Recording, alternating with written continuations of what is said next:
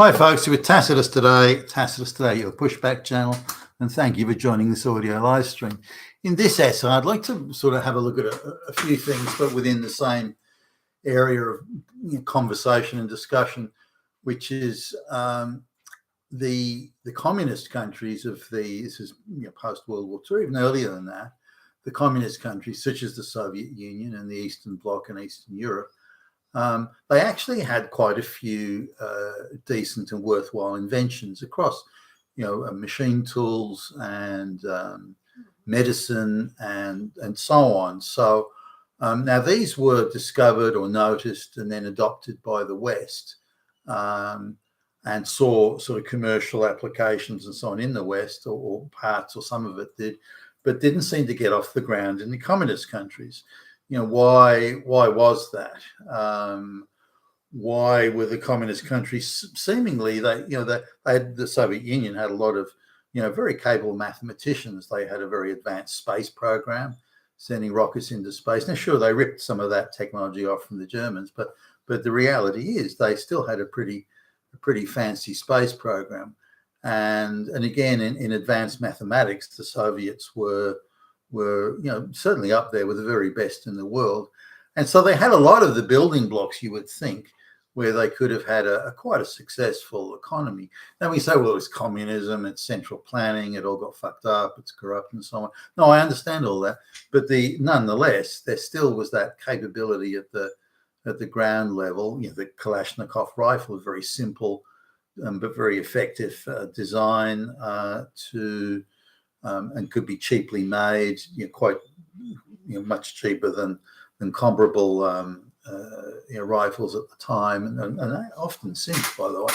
So there were certainly advances in metallurgy, excuse me, all sorts of things in the communist countries that were noteworthy, and again were adopted and used by the West. So why is it that the communist countries sort of couldn't do something with these, and why is it that these things were adopted by the West? So there's a whole range of things, and I just want to cover this. Now, this will be a fairly superficial rather than a deep dive, but nonetheless to illustrate the point. Now, something I noticed when I was traveling around the world in business, that to get anything done, you had to get a lot of signatures, government officials and that sort of thing. You had to get a lot of signatures, far more signatures than you'd need in Australia. So if I want to start up a business in Australia, for example, I need 10 signatures to get that business. And these signatures usually default supplied as soon as you pay the fee. So you pay the fee to it's $100, whatever the fee is, and then you automatically get the approval come back, or pretty much anyway. Sometimes, say you want to sell electronic goods, or you want to distribute food around the place, then you have to have permits, and there has to be various testing and proofs that are needed. But again, that's more that once you've paid the fee and the process is, assume you meet the criteria, then you kind of automatically get that when you've paid the fee. And if not, they'll come back and say, well, you failed in this area, you need to resubmit for example, the food item or the electronic item, whatever it is, for reevaluation. Also, that they tell you pretty clearly up front what criteria you need to meet if you want to get an approval. So this could be the same in other areas such as pharmaceuticals, which is heavily regulated and probably not representative of just general commerce. But then the profits are huge and windfalls. So now, what I noticed as I was going around, that you need, around the world doing business, you need a lot of signatures, and that's usually in the third world countries at least, or even the middle income countries, that's usually an invitation to bribe. So cumbersome bureaucracies and slow moving bureaucracies are developed solely to elicit bribes that people can pay. Now remember, you're looking at a population of where there's a small number of very rich people, and they can easily afford bribes to government officials that are typically drawn, the lower level officials at least, typically drawn from the peasant masses. So, $100 US as a bribe can be the equivalent of several weeks pay for a lot of these people. So if they're collecting bribes, many bribes, then they're kind of doing all right, even though their actual government sanctioned salary may be quite minimal. So just having a look at this, say bringing goods in to be demonstrated, or pilot technical projects going into a third world country, you need a lot of signatures, and they go, it's going to take a long time. It's 3 months to process this. But if you want to make something happen quickly, then flash the cash, and we'll see what we can do.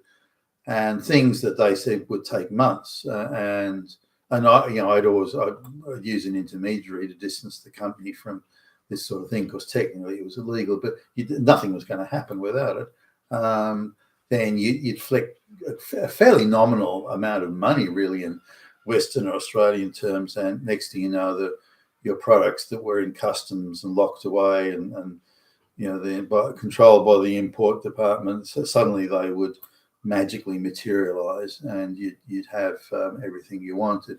So, and these bureaucratic structures are put in place simply to create a bottleneck that will effectively elicit or draw out or force the party to pay a gratuity of some sort, and they do this even in these third world corrupt countries. You arrive and they'll claim that there's an irregularity with your passport.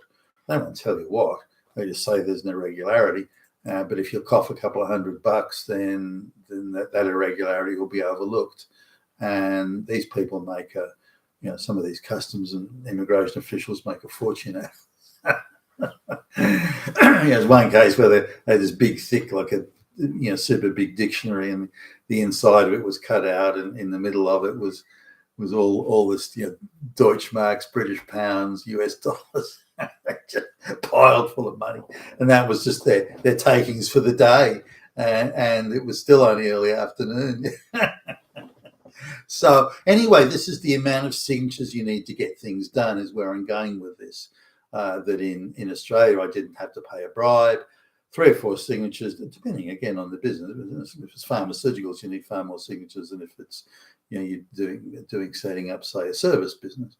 So you'd get 3 or 4 signatures and some fees be paid, and that's it, done. You're in business. You've got a registered business. You can go about your business, and you can do what you need. You can go out and attract customers and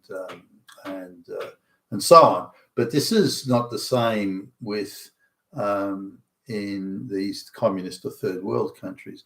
And the difference is the bureaucracy. So in the Soviet Union, you designed like a new machine tool that's going to really make the factory more efficient, for example. So you don't have to import very expensive machine tools from the West. So you've done that, but you need 200 signatures or 150 or a lot of signatures, hundreds of signatures from all these different government departments and sub-departments and regional departments and local departments and fuck knows what. And this can take years to get all these signatures. And the way the bureaucracy is structured, that if even one person in the chain, say, quits their job or moves to another department or, I don't know, dies or something like that, you have to go right back to the beginning. You can't just pick up halfway through and continue on from there. You must go right back to the beginning again and start the whole process. Now, this is pretty daunting. So, if something goes wrong, which it invariably does, you can be looking at half a dozen or so repeat attempts of maybe you've already wasted a year or 2 years, and then so it can take 5 years, 10 years even, just to get something through the bureaucracy. Now, it's slightly different in the communist countries because the resources are planned well in advance, and they're deemed ideological, at least as the people's resources. So if you want some of those resources, or you want to come out of the beltway, come out of that bureaucratic process beltway, which innovation and invention does, then you're kind of de facto threatening to the system. But in addition to that, you're taking resources, the people's resources are being used. those resources of, say, steel, because you want to make a machine tools. That's been allocated, so it has to be taken out of the allocation and given to you, and that needs a lot of approvals. So there are some structural and attitudinal and, of course, ideological differences there. But why do why did the West get so far ahead of the communist countries? Even East Germans, and East Germany was probably the most advanced communist economy in the world. Why did East Germans sort of go into the West with wide-eyed wonder? They couldn't believe, the full shelves in grocery stores, and you can just go and just buy a car. You don't have to sit in a queue, a government-controlled line for years. You can just go and buy it. If you want to go to the shop, you just buy it. If you want to get newspapers or magazines, you just go and do it. There are so many things you could do. Freedom of association, freedom of movement. If you want to go out of your district, your geographical district in the communist countries, you had to have multiple sign-offs from all sorts of officials to be able to visit your mother in the next town, the next village, these sorts of things. Whereas in the West, you just do it. You just visit your mother. It doesn't matter if you're at the other end of the country or not. You just do it.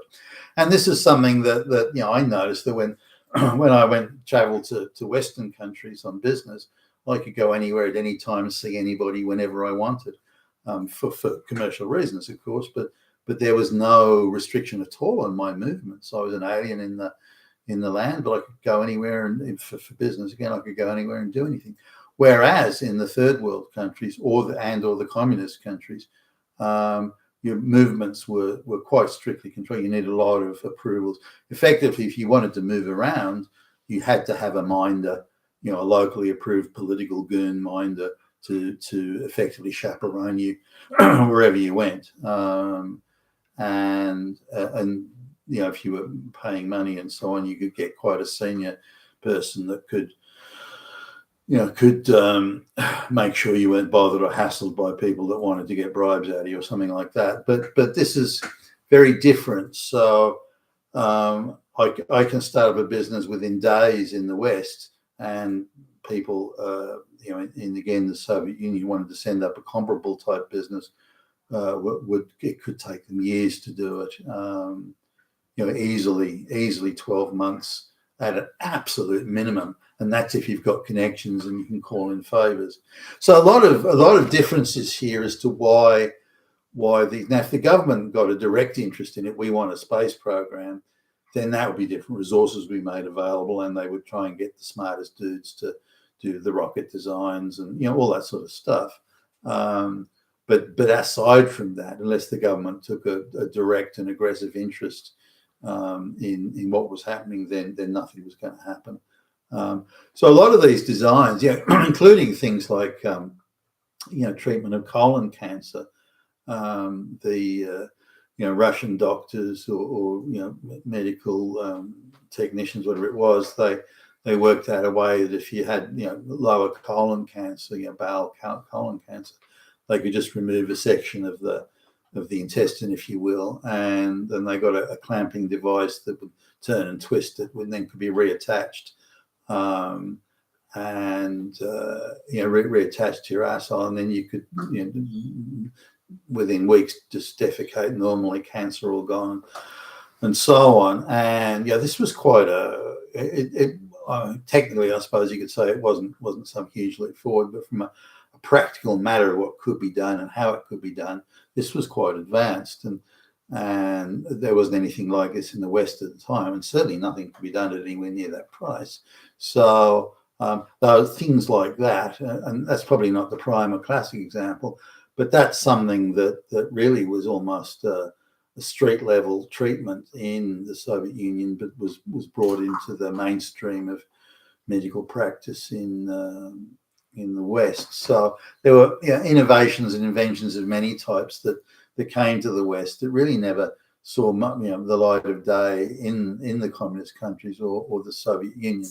And this is an interesting thing. Now, if I were to put on a chart the richest countries and how many signatures it took to start up a business, and then looked at the poorest countries and how many signatures it took to start a business, you'd see the more signatures it gives as government departments, the more signatures you need, to start up a basic business, and the more signatures you need just to travel around. You want to go and see a customer in a neighbouring city or town, you had to get 1 million approvals to get it done. You don't need any of that. So the level of bureaucracy, and once you get that level of bureaucracy, you get cronyism, you get corruption, and you get all sorts of things like that, which, by the way, is coming into the West in a big way since this influx of third world people into the West. And the Western structure, economic structure, is changing to one of rampant corrupt cronyism. But back then, and even to a large extent today, the amount of signatures you need to get something done, government approvals, that's in direct proportion to the ability of an economy to generate new wealth and to innovate. You've been with Tassus today, your Pushback channel, and thank you for listening.